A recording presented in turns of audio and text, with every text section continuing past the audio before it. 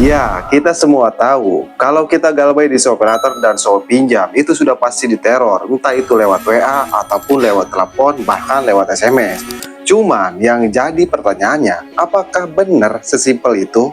Resikonya cuma diteror lewat WA, lewat telepon, atau lewat SMS, atau ada resiko-resiko lainnya jika kita nekat galbay di operator dan shop pinjam di tahun 2025 ini. Nah, mungkin buat kamu yang simak video ini ya, kamu salah satu nasabah galbay operator. Jika benar, saya sarankan kamu simak baik-baik deh video ini. Karena resikonya itu ada yang di luar jangkauan. Maksudnya di luar jangkauan bagaimana? Jadi simak aja sampai akhir. Sebelum ke pembahasannya, buat kamu yang bergabung ke grup WA Kang Galbay, untuk linknya ada di deskripsi video ini. Grup WA Kang Galbay itu gratis, tidak ada biaya apapun. Nah, kita kembali lagi ke topik pembahasan. Jadi, apa sih resiko jika kita nekat galbay di operator dan shop pinjam di tahun 2025 ini? Nah, di video kali ini saya akan jelaskan satu persatu dan tentunya setiap resikonya saya akan kasih solusinya. Nah, kita langsung saja ke resiko yang pertama. Resiko yang pertama itu sudah jelas ya, pasti kamu diteror, entah itu lewat WA, lewat telepon, ataupun lewat SMS. Cuman kalau kamu diam aja ya, kamu tidak melakukan apa-apa. Yang ada, kamu itu pasti ketakutan, kamu pasti kena mental. Karena kamu hanya diam saja dan menerima teroran dari desa operator dan shop pinjam. Bahkan bukan hanya itu, yang lebih parahnya lagi ya, DC shop operator ini sering menghubungi nomor yang diisiin pulsa. Pasti nasabah operator atau nasabah yang galbay di operator ya, entah itu galbay baru 1 bulan atau 2 bulan, pasti ngalamin hal tersebut, yaitu nomor yang diisiin pulsa dihubungin oleh desa operator dan shop pinjam. Nah, bagaimana sih solusinya dan bagaimana cara mengatasinya? Sebenarnya untuk yang pertama ya, kalau kamu diteror oleh desa operator dan shop pinjam ya, entah itu lewat WA ataupun lewat SMS, itu cukup mudah sekali. Kamu cukup ganti kartu HP, kamu ganti WA, kamu ganti email. Kamu cukup ganti saja. Cuman sayangnya hampir semua nasabah operator itu tidak melakukan hal tersebut. Banyak yang memilih lebih baik diteror oleh desa operator dan shop pinjam. Alhasil apa? Alhasil mereka itu ketakutan. Alhasil mereka panik karena diteror setiap hari. Jadi buat kamu nasabah operator dan shop pinjam yang sekarang sedang diteror ya, kamu ganti aja kartu HP, kamu ganti WA, kamu ganti email. Tapi bang, saya takut kalau mengganti kartu HP, saya takut dibawa ke juru hukum dengan alasan bawa kabur uang perusahaan. Kamu nggak perlu takut, kamu nggak perlu panik. Itu ancaman hoak. Supaya nasabah operator tidak mengganti kartu HP, tidak mengganti WA. Dan alhasil mereka itu bisa meneror kalian secara terus-menerus.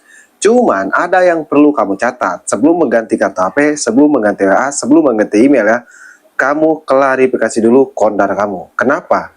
Karena kalau kamu mengganti kartu HP dan lain-lain ya, otomatis DC Shopee ini menghubungi kondar ataupun kontak darurat. Itu sudah otomatis. Tapi kalau kamu klarifikasi dulu ke kondar kamu seperti ini ya, kalau ada DC operator neror atau nge-WA, biarin aja, nggak usah direspon. Nah, paling lama nerornya 1 minggu. Tapi kalau dibiarkan aja, maka kontak darurat ini akan dijadikan bahan teroran oleh DC operator dan Shopee pinjam ini. Jadi kamu klarifikasi dulu. Setelah kamu klarifikasi, barulah kamu ganti kartu HP, kamu ganti WA, kamu ganti email. Lalu bang, bagaimana? Misalnya nomor yang sering isi pulsa itu dihubungi oleh desa operator. Sama, kamu abaikan aja, kamu bilang ke nomor yang diisi pulsa ya, entah itu nomor keluarga ataupun nomor saudara ya, kamu bilang dulu, jangan direspon, biarkan aja. Atau kalau bisa nonaktifkan dulu ya, supaya mereka berpikir kalau nomor ini sudah tidak aktif. Itu untuk resiko yang pertama dan itu untuk solusinya. Dan untuk resiko yang selanjutnya mengenai DC lapangan operator dan shop pinjam. Karena seperti yang kita tahu ya, operator itu termasuk ke pinjam online yang sudah besar ataupun pinjol yang sudah tersohor. Siapa sih yang tidak kenal operator dan Shopee pinjam ini?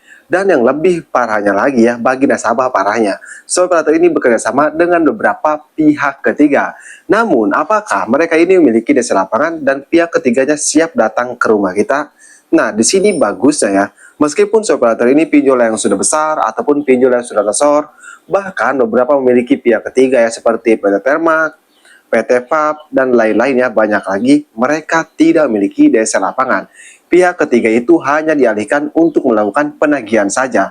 Penagihannya sama seperti lewat WA ataupun lewat telepon. Jadi tidak ada yang datang ke rumah kalian. Jadi buat kamu nasabah Operator dan Shopee Jam ya, kamu nggak perlu takut tentang yang namanya DC lapangan Operator.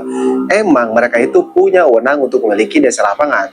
Tapi sejauh ini faktanya mereka belum memiliki DC lapangan sama sekali. Nah, apakah resikonya cuma itu saja? Oh tentu tidak, ada resiko yang lainnya. Yaitu sudah dipastikan nama kamu masuk slik OJK ataupun BI checking.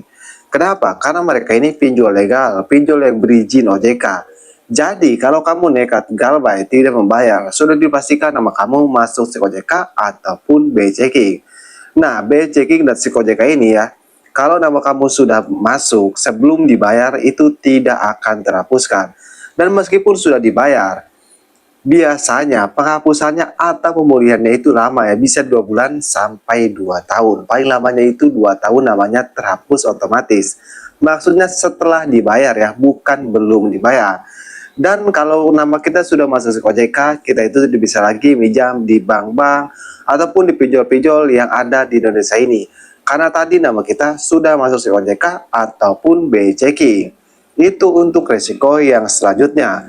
Dan untuk yang terakhir yang sering ditanyakan oleh banyak orang, karena banyak DC Operator dan Shopee Jam itu ngancam. Katanya kalau tidak membayar kita itu bisa dibawa ke jalur hukum ataupun dibawa ke jalur pidana. Ini sudah sering loh dilakukan oleh DC Operator dan Shopee Jam ya. Pasti kamu nasabah Operator mengalami hal tersebut ya, pasti pernah dapat pesan. Padahal faktanya mau kamu galau belasan juta, puluhan juta, kamu tidak akan bisa dibawa ke jalur hukum ataupun tidak akan bisa dibawa ke jalur pidana. Jadi buat kamu nasabah Operator dan Shopee Jam yang diancam akan dibawa ke jalur hukum, kamu nggak perlu takut, kamu nggak perlu panik. Nah, jadi itulah resiko-resiko galbay di Operator dan itulah solusinya. Bagaimana? Apakah video ini bermanfaat? Jika bermanfaat, jangan lupa untuk klik tombol subscribe-nya.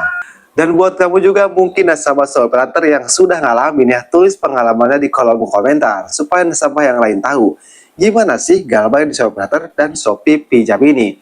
Oke, saya Kang Galbay, sampai jumpa di video berikutnya.